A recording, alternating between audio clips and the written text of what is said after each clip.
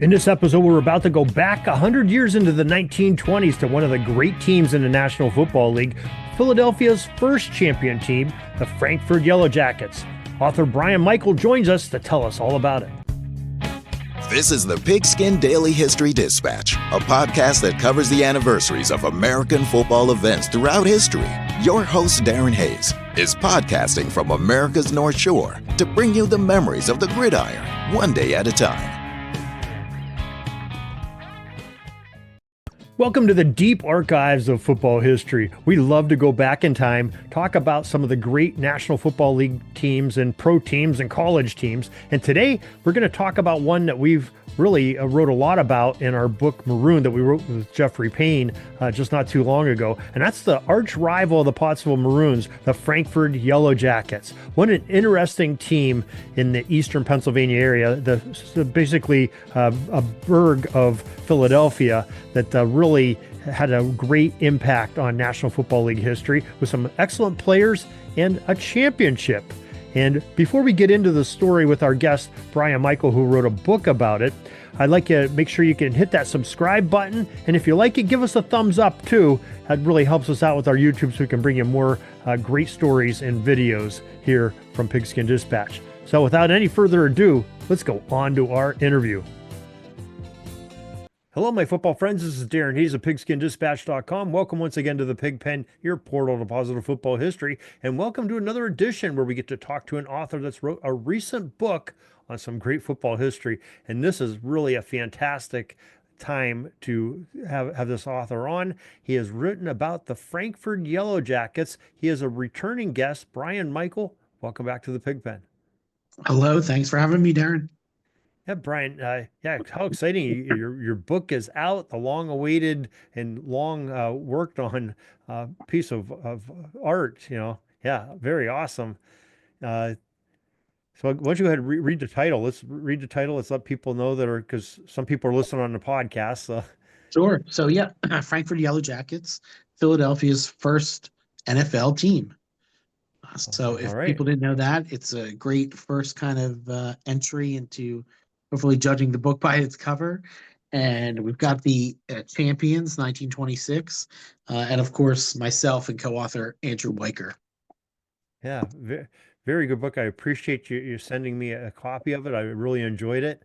A lot of great history and a lot of great, not only the football history, but just the history of the town, which many of us that don't live in the area, it was really enjoyable to help you learn about why Frankfurt is so special and why they love their football team.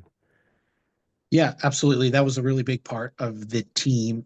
Just like the Green Bay Packers, they were a community-owned team, not owned by just one person or company. So that was a really big part of the Yellow Jackets' success and their history throughout their entire existence. Yeah, so I guess if you don't mind, why don't you start? Where did the Frankfurt team come from?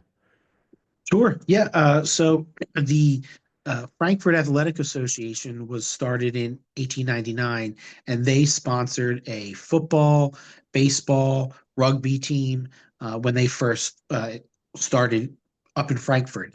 They played at Worcester Park, which was a big grounds that was owned by an eccentric millionaire who had these animals like camels and llamas and zebras running around. Eventually, they turned it into, it was a driving school, but then also the Yellow Jackets Stadium.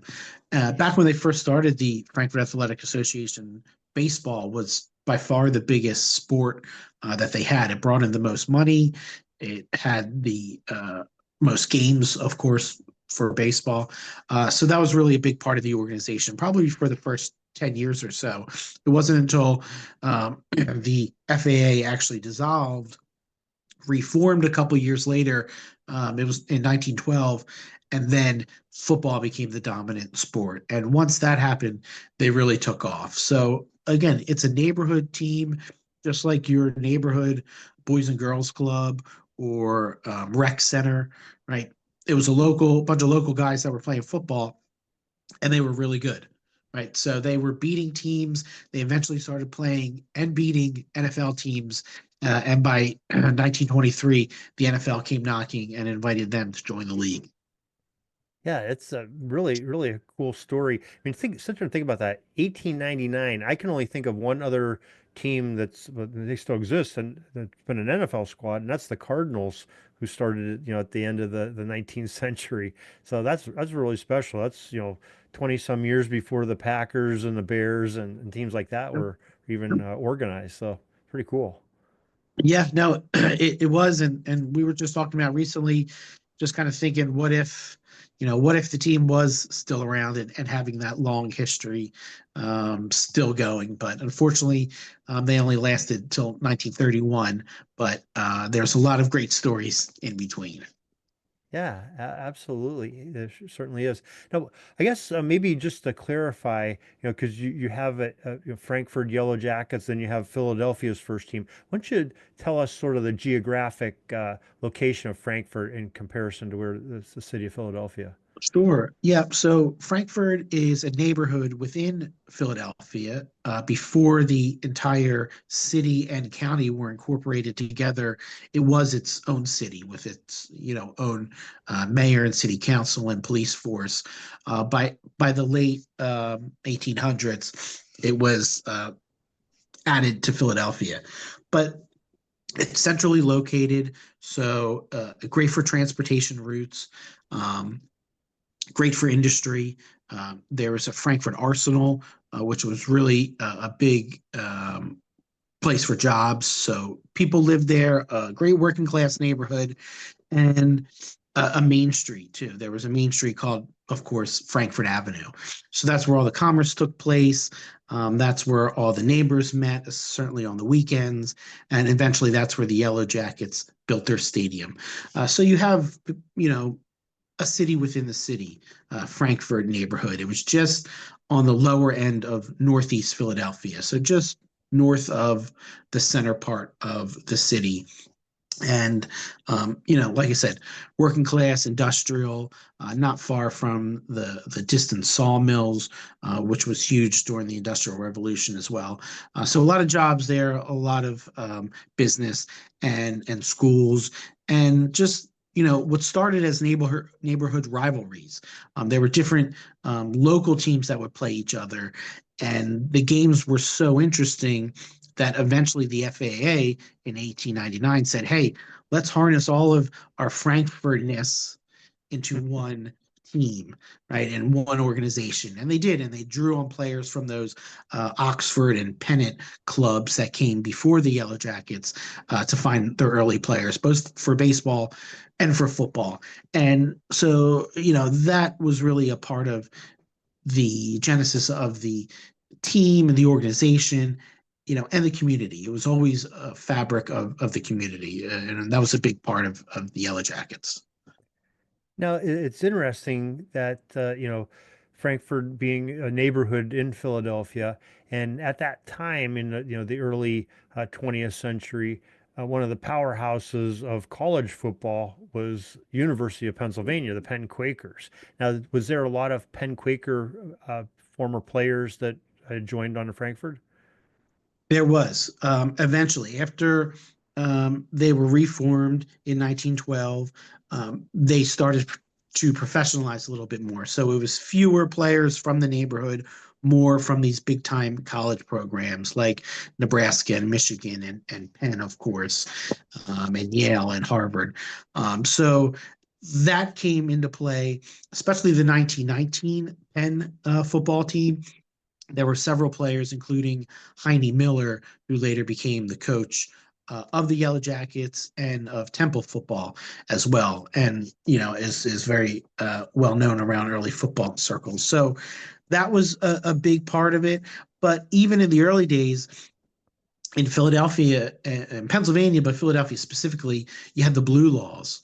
So that meant the Yellow Jackets were not able to play their games on Sunday, right? Businesses were closed. You couldn't buy alcohol on Sundays, right? So the Yellow Jackets, whereas most NFL teams, even at the early time, were playing on Sundays, they had to play on Saturdays.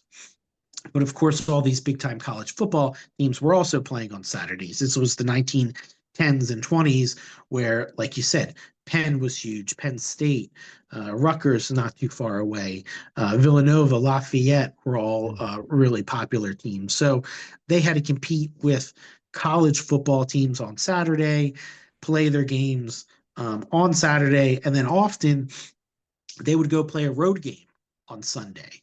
So sometimes they would even follow the team that played them at home on Saturday back home on the train, sometimes as far as Chicago, but often New York, Providence, places like that, and play two games in one weekend.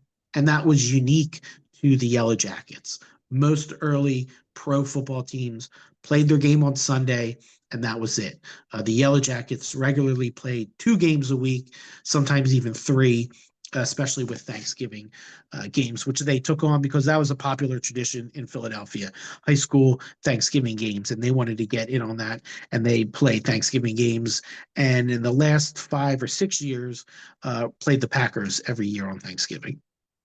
So the tradition of the Packers playing, you're so used to seeing them, play Detroit and things nowadays, but really Right. started, 100 years earlier back the Frankfurt Yep. days. Yeah.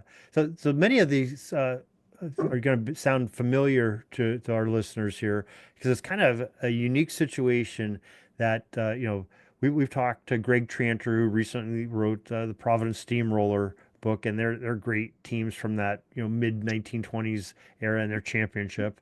Of course, we have our Pottsville book out. And we've talked extensively with that, with Jeff Payne, our co-writer, being on, and some other authors that wrote books on there, and the Yellow Jackets. So these three teams, along with the New York Giants, were sort of that Eastern expansion of the NFL in the mid 1920s, and really were probably the four prominent teams of that of the NFL in the mid 1920s, 1924 through 1927, 28 era, which is really pretty cool. You have all these brand new teams sprouting up in the NFL and really dominating it, and definitely the Yellow Yeah. Jackets were a big part of that. Yeah, absolutely. And I mean, you may be able to include Buffalo if you want to East Yeah, Coast, but that's that's true. probably more Midwest. But absolutely, the early NFL was, of course, a Midwestern league. So they were always looking to get a foothold in the East Coast where there's more people and more money and more viewers.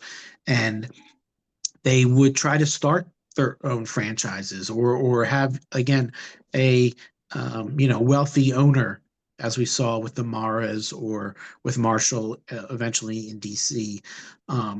But the Yellow Jackets were unique again in that they were a community-based group, and they had so much success against NFL teams before they were in the NFL. Again, this is something you could do back then, just play an NFL team on your schedule, and they were regularly beating them, that they were invited to join the NFL in 1923. So, that was probably a smart move for the league, picking them up, picking up kind of a known quantity, and it's certainly a successful one at that. Yeah, no, many people, just like Pottsville was sort of accused of it in Frankfurt, and just like you said, you're playing these double headers on the weekends, and being sort of two games at home, and have an opponent that's been traveling, to Sure. some long miles. If you have the Chicago Bears or the Green Bay Packers coming down and playing two games on the East Coast, that's Sure. kind of a rough weekend. And but you can also look at it the other way with these teams that are playing, back-to-back games at home. I mean, they're playing two games too many of the times. Like you said, Frankfurt, might be playing at Providence and then coming or playing at home and against somebody, and then going to Providence or somebody to pick up a game on Sunday. And Yeah. so they have to travel, and they're licking their wounds, and having some players that maybe are missing a game or not up to 100% too on Yeah, and day 2. interestingly enough, something we came across in our stats as we compiled the game records, most of the Yellow Jackets losses would come on those Sundays after they had played a game already. I think they lost almost half of those games where they played back to back. They still won many more games than they lost, but as we were going through our research, we were looking through newspaper articles, both at the Historical Society of Frankfurt, actually 100-year-old newspaper articles, as well as microfilm at the Pennsylvania Historical Society. And, we were realizing that all of these game stats weren't published anywhere else before. So we put them all together as part of the book. Actually, the publisher said, "It's too much. Your book's getting too big." So we created a website, Frankford Yellow Jackets book.com, where you can look through all of these game stats, rosters, old photos, history, things like that that aren't included in the book that we still wanted to get out there to the public because we did all the research. We haven't seen it anywhere else. We are working with profootballreference.com to put some of the pre-NFL stats together. But it's great to find all this stuff and be able to bring it out to the public. Yeah, it's really cool. And one of the unique things about your book is not only is there the great history in there, but there's the images. You have, I don't know how many photos you have in there, but you got to probably have over 100 photos, I'm guessing, in there, and they're Yeah. just spectacular to look at. And so as you're telling the story of the of Frankfurt, the town, yeah, it's incredible. So Yeah, there's over 150 photos, and actually, it's primarily a photo book. It's the photo history. So there's 7 chapters, starting with the neighborhood of Frankfurt, then through the Yellow Jackets, as well as chapters on just players and fans. But each one's full of photos with history captions, and um, it's a fun way to put it together. You can pick up the book at any page really and learn a couple things and get some fun stories. That's the thing. There are tons of stories, let alone just the stats, but about the players and how these players would play for multiple teams on the same weekend, and things like that. Teams coming and going, players jumping teams. It was really the Wild West of football, and learning about the personalities of all these guys was really fascinating. yeah, it's really cool to see, some of the players that I had researched with Pottsville, and even when I wrote, I wrote a book last year on the 1921 Rose Bowl with Washington and Jefferson, and you Right. have some of those players are playing for Frankfurt. They're also playing for the Pottsville Maroons, from the other side of the state, and it's really pretty cool. But I think one of the more intriguing characters that you mentioned and we talked about too. It was a non-player, and that was Shep Royal. What can you tell us a little bit about Shep Royal? Sure. So Shep was part of the Yellow Jackets probably for over 2 decades. The last which as the president of the team. So he, was behind a lot of the success of the Yellow Jackets, mostly on the business side and organizing the expansion of the stadium, the sponsorships. Again, the community was a big part of the team, not just with the fans, but with the sponsorships, as well as the construction of the stadium, the lumber, things like that, all came from the neighborhood. So managing the business interest was a big part of having this community organization survive because it didn't turn a profit. Any profit that it made, it donated back to the neighborhood. So it would donate, for instance, say a coal heater to the Frankfurt Day Nursery and things like that. So organizing the finances is a pretty heroic endeavor.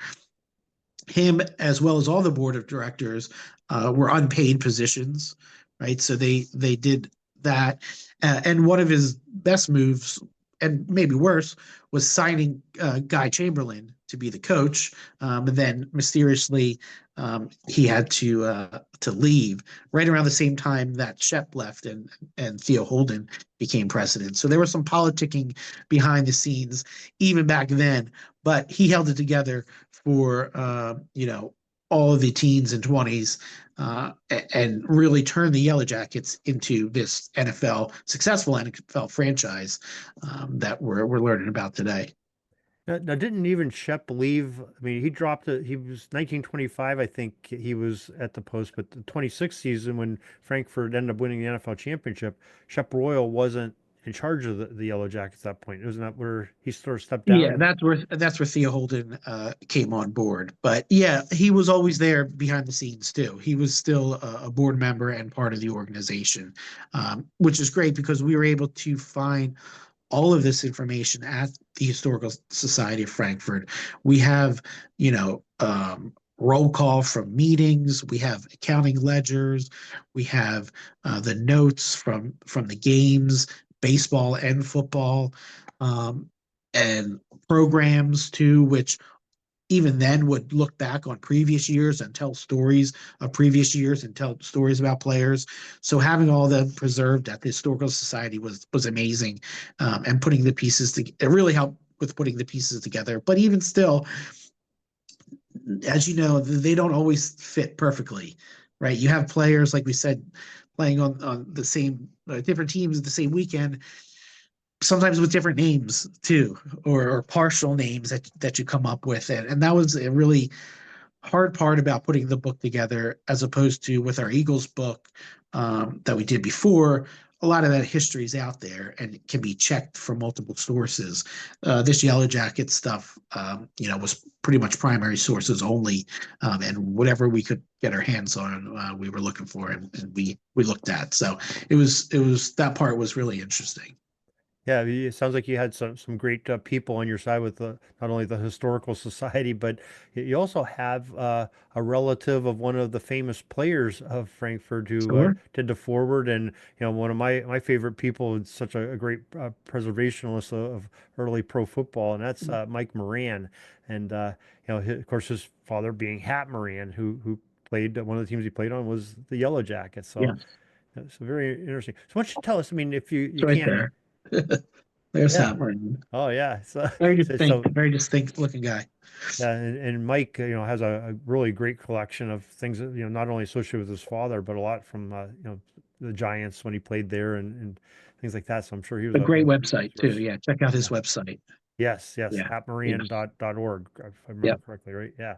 Yeah, very, very cool. So, why don't you tell us? You mentioned a couple of the famous players, not named Hat Moran for Sure. playing for that. So, why don't you tell us a little bit about some of the players that played for Frankfurt? Sure. We had Link Lyman was one. He was Hall of Famer from Nebraska. He was probably a little more famous with the Bears. And that's something you find with a lot of these Yellow Jacket players. They were maybe more famous with another team. Pat Moran, again, with the Giants, like you said. Um, for the 1926 championship team, an integral player was Houston Stockton, grandfather of NBA Hall of Famer John Stockton, both Gonzaga graduates. So he was a big part of that team too. We have Two Bits Homan. Two Bits was one of the smallest players ever to play football.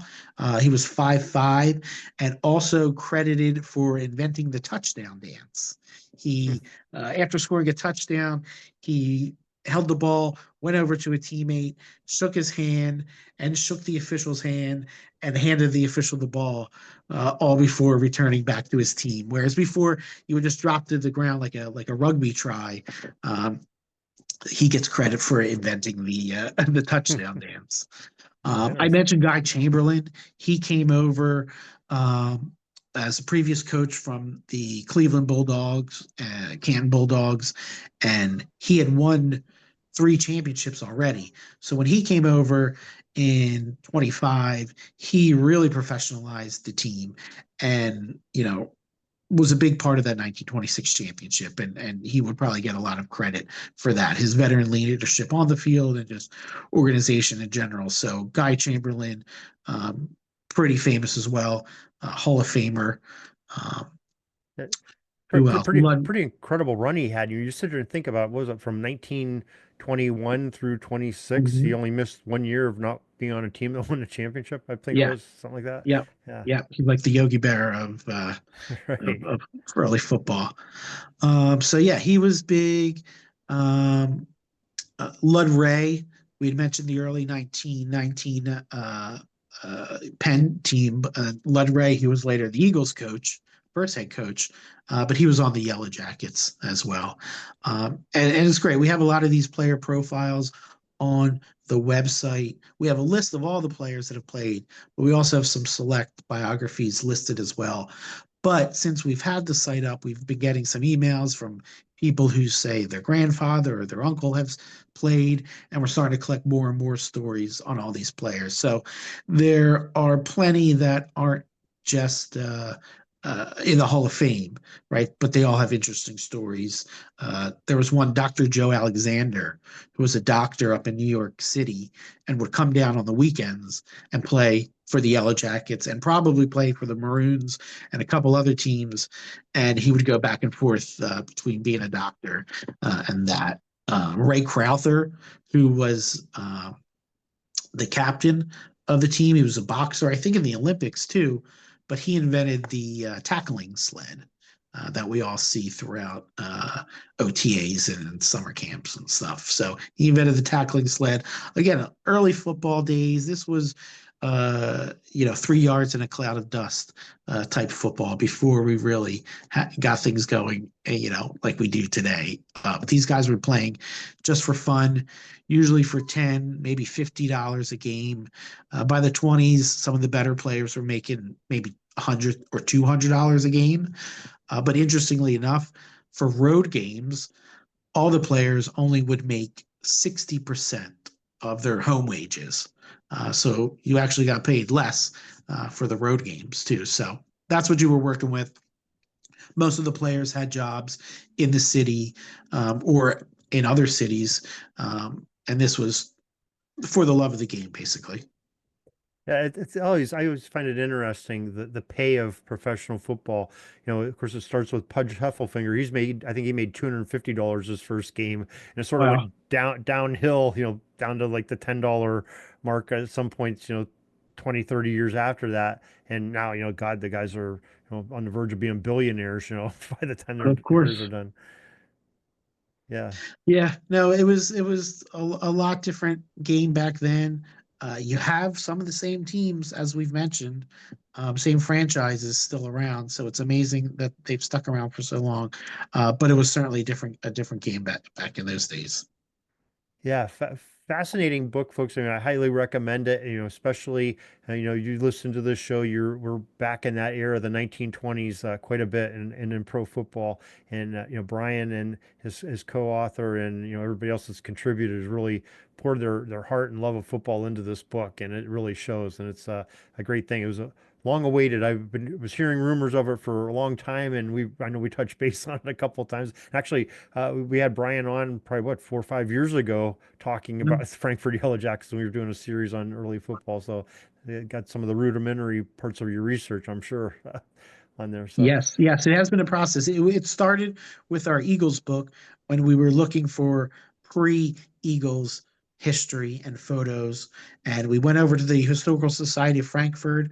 We were only looking for maybe 4 or 5 photos, and we found hundreds, as well as all these other things that I mentioned. So we filed it away. We knew that it was there, and that once we were done with our Eagles book, we would come back to it. And like you said, here we are. So we're very excited.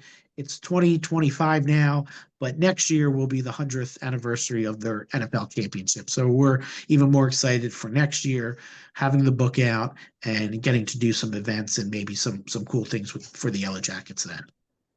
yeah, absolutely. Now, I think I would be remiss if I didn't let you give the spiel. You're wearing the shirt, of course, and I'm sure people are sitting there going, "Hey, where can I get one of those shirts?" And I think you have some information on maybe where folks can get a copy of the shirt. Sure. Yeah. So shibesports.com, as in Shibe Park. Shibe Vintage Sports is a local apparel store that I own in Center City, Philadelphia. We specialize in old school, Philly sports teams, area, Philly history, and the Yellow Jackets are certainly one of them. We don't sell a ton of Yellow Jackets shirts, certainly compared to our Kelly Green Eagles gear, but it's these kind of stories that we like to make sure that are out there in the public, because otherwise they might get forgotten, and it's really a part of the city and the city history. And I mentioned the game of football was different back then, but the fans in Philly were very much the same, very passionate, went to all the home games. They tailgated Yellow Jacket Stadium had a big parking lot with a lot of outhouses in there, and they traveled well. They would charter their own trains to Atlantic City, to New York, and bring thousands of people. So much so that almost all the newspapers in those cities would mention that in the game recap, just how many Yellow Jackets fans were there. They would parade from their hotel to the stadium. It was always a big deal. So some things like that, the Philly fandom never changes. Yeah, it's amazing when you read some of those old excerpts from newspapers, like especially like Atlantic City with the Roses when they would entertain and play Frankfurt or play Pottsville, and it seems like there was a parade before the game, like you said, and fanfare and the mayor, speaking before the crowd. Is really quite a spectacle. It's something that we don't even see today. It's kind of neat. Right. It really was. And the Yellow Jackets Rosies, Atlantic City Rosies rivalry was always a big one. They would usually play in the beginning of the year, every year, probably while it was still nice and warm down in Atlantic City. So they regularly played locally. Holmesburg was a big rival. Again, you would have the mayor coming out for that one, which was, basically the next neighborhood up, maybe two up in Northeast Philly. And then later the Packers and the Bears. The Bears were the real tough team that the Yellow Jackets could just never beat, right? They were always standing in their way. But then finally in 1926, in front of a big crowd at Shibe Park, not their usual stadium, they went to the big, NFL Philadelphia A's stadium, and they beat them finally. So that was, a big step on the way to their championship. Yeah, very, very cool. Well, Brian, we really appreciate you preserving this history of the team, of the NFL history, of early professional history with everything that you've done and collected in this book. And maybe let's mention the name of the book again, where folks can get it, and we'll also, folks, don't worry if you're driving or something, we'll put links that Brian is mentioning here so you can check in the show notes of YouTube or of the podcast. So go ahead, Brian. I'm sorry. Sure. Yep, it's Frankford Yellow Jackets, Philadelphia's first NFL team, and you could get it at frankfordyellowjacketsbook.com. You could Google that, but check out the website too. We love to get people's feedback. Certainly, if you have any stories that you remember, we're just trying to collect history here, both with the book and the website. Very cool. We appreciate you coming on and for sharing a book with us and sending some shirts up our way earlier this year too with the pot, because he also has Pottsville shirts at his store too, which is really cool too, along with some other really neat teams. I noticed you had was it the World Football League team, with Philadelphia Stars, I think I saw on there, and some other defunct teams of other sports too, which are really pretty neat to see. So great job. Yeah, thank you, Darin. Thank you. That's all the football history we have today, folks. Join us back tomorrow for more of your football history. We invite you to check out our website, pigskindispatch.com, not only to see the daily football history, but to experience positive football with our many articles on the good people of the game, as well as our own football comic strip, Cleat Marks Comics.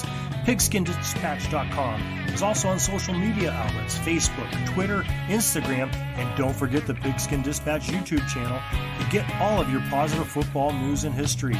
Special thanks to the talents of Mike and Jean Monroe, as well as Jason Neff for letting us use their music during our podcast. This podcast is part of the Sports History Network, your headquarters for the yesteryear of your favorite sport. You can learn more at sportshistorynetwork.com.